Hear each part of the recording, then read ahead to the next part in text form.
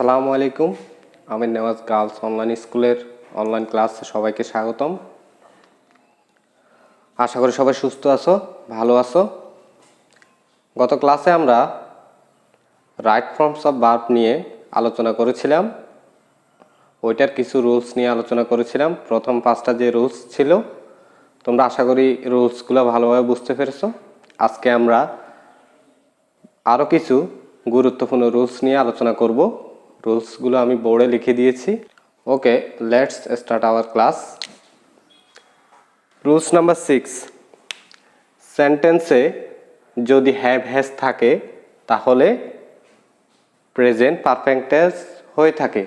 কোনো সেন্টেন্সে যদি হ্যাভ হ্যাজ থাকে তাহলে ওইটি প্রেজেন্ট পারফেক্ট টেন্স হয়ে থাকে। তোমরা টেন্স পড়ার সময় পড়েছো, স্ট্রাকচারে কী ছিল সেটাও জানো। তাহলে আমরা এখানে একটা সেন্টেন্স দেখতে পাচ্তেছি, she has write a letter to her mother. এখানে ভার্ব হচ্ছে রাইট, তাহলে আমরা এখানে রাইটের সঠিক যে ফর্মটা বসবে সেটা বসাবো। তাহলে কি হবে দেখো, প্রেজেন্ট পারফেক্ট টেন্সে শি হ্যাজ। তোমরা জানো প্রেজেন্ট পারফেক্ট টেন্সে ভার্ব 3 নাম্বার ফর্মে থাকে, যেটাকে B3 বলা হয় অথবা ফার্স্ট পার্টিসিপল বলা হয়। রাইটের 3 নাম্বার ফর্ম হচ্ছে রিটেন।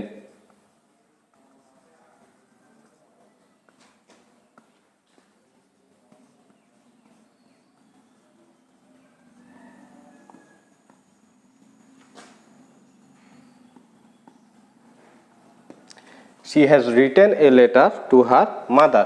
তাহলে আমরা বুঝতে পারলাম সেন্টেন্সে যদি হ্যাভ অথবা হ্যাজ থাকে তাহলে সেটি প্রেজেন্ট পারফেক্ট টেন্স হয়ে থাকে।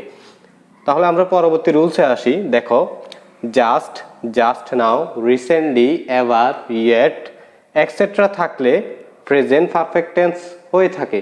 তাহলে আমরা কি বুঝলাম, এই সেন্টেন্সে যদি এই ওয়ার্ডগুলো থাকে তাহলে সেটি প্রেজেন্ট পারফেক্ট টেন্স হয়ে থাকে। আমরা প্রথম সেন্টেন্সে দেখতেছি, Hasna take her dinner just now. তাহলে আমরা এখানে পড়ছিলাম জাস্ট নাও যদি থাকে তাহলে প্রেজেন্ট পারফেক্ট টেন্স হয়ে থাকে। তাহলে আমরা এখানে প্রেজেন্ট পারফেক্ট টেন্স কিভাবে হয় সেটা লিখব।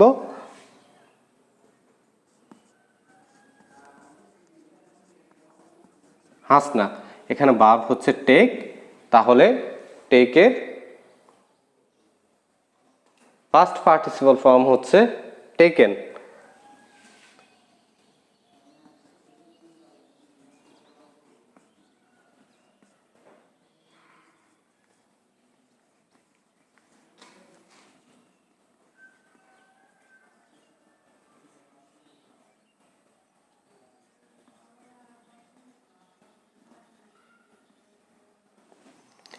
Hasna has taken her dinner just নাও।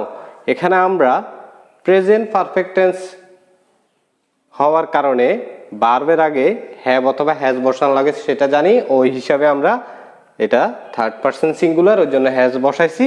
এরপরের সেন্টেন্সটি একই, হি অলরেডি, অলরেডি, অলরেডি যদি থাকে কোনো সেন্টেন্সে তাহলে সেটি কি হয়ে থাকে, প্রেজেন্ট পারফেক্ট টেন্স হয়ে থাকে। He has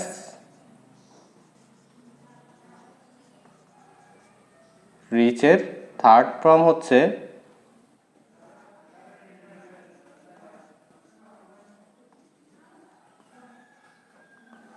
he has already reached home. তাহলে অলরেডি থাকলেও সেন্টেন্সটি প্রেজেন্ট পারফেক্ট টেন্স হয়ে থাকে।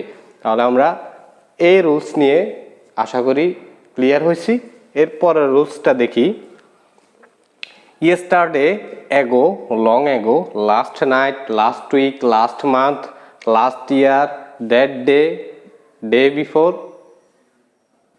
ইত্যাদি থাকলে ফার্স্ট ইনডিফিনিট টেন্স হয়ে থাকে। তাহলে আমরা নিচে একটি সেন্টেন্স দেখতে পাচ্ছি, the boy go home yesterday. এখানে ইয়েস্টারডে আছে, তাহলে এটি পাস্ট ইনডিফিনিট টেন্স হয়ে থাকবে। আর পাস্ট ইনডিফিনিট টেন্সের স্ট্রাকচার তোমরা জানো, তোমরা সেন্টেন্স করার সময় পড়ছিলে। দ্য বয় গো এর সেকেন্ড ফর্ম হচ্ছে ওয়েন্ট হোম।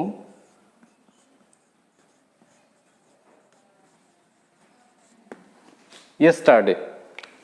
তাহলে তোমরা দেখতে পেলা যদি ইয়েস্টারডে থাকে তাহলে ওই সেন্টেন্সটি কি হয়, ফার্স্ট ইনডিফিনিট টেন্স হয়। আর ফার্স্ট ইনডিফিনিট টেন্সে ভার্ব সেকেন্ড ফর্মে থাকে যাকে বি2 বলা হয় অথবা ফার্স্ট ফর্ম বলা হয়। আর গো এর ফার্স্ট ফর্ম হচ্ছে went, the boy went home yesterday.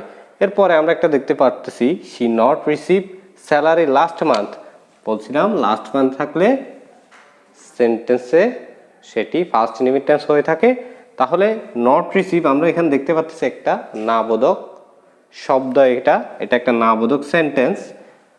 তাহলে ফার্স্ট ইনডিফিনিট টেন্সে আমরা পড়ছিলাম টেন্স করার সময় কিভাবে নেগেটিভ সেন্টেন্স করা লাগে। আজকে আমরা আবার শিখবো সেটি। দেখো শি নেগেটিভ করার সময় কি বলছিলাম, ডিড ব্যবহার করা লাগে। শি ডিড নট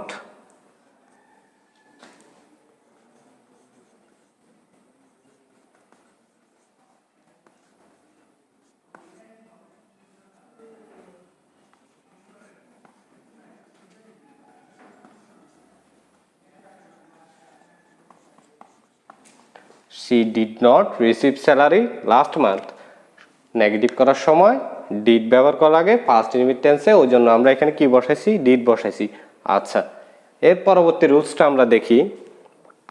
সিন্স পরের সময় উল্লেখ থাকলে সেটি প্রেজেন্ট পারফেক্ট কন্টিনিউয়াস টেন্স হয়ে থাকে। তাহলে আমরা দেখো একটা সেন্টেন্স দেখি, ইট রেন ফর 2 আওয়ার্স। এখানে সময় উল্লেখ করা আছে, তাহলে এটি কি হবে, প্রেজেন্ট পারফেক্ট কন্টিনিউয়াস টেন্স। আমরা জানি প্রেজেন্ট পারফেক্ট কন্টিনিউয়াস টেন্সে হ্যাভ বিন অথবা হ্যাজ বিন ইউজ করা লাগে। তাহলে এখানে হবে ইট হ্যাজ বিন। এখানে ভার্ব হচ্ছে রেন, ভার্বের সাথে আইএনজি যুক্ত হবে।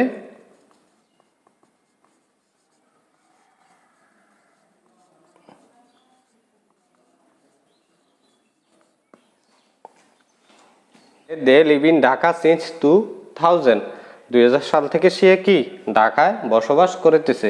তাহলে এটা হবে দে হ্যাভ বিন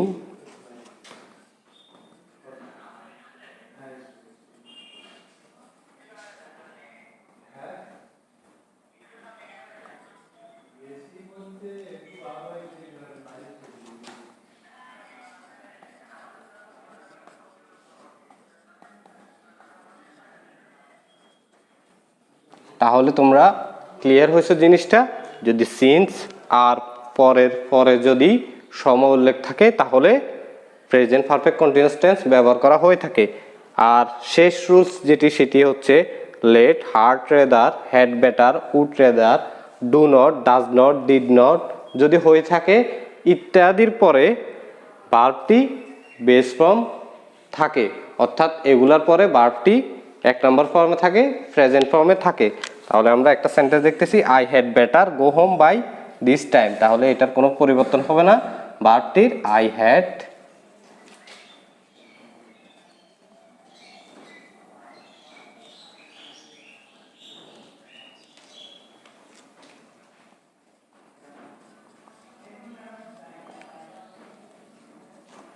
তাহলে তোমরা বুঝতে পেরেছো এই ওয়ার্ডগুলোর পরে ভার্বটি সবসময় বেস ফর্মে থাকবে, অর্থাৎ প্রেজেন্ট ফর্মে থাকবে। আশা করি তোমরা রুলসগুলো নিয়ে ক্লিয়ার হয়েছো। বাসায় তোমরা এগুলা প্র্যাকটিস করবা।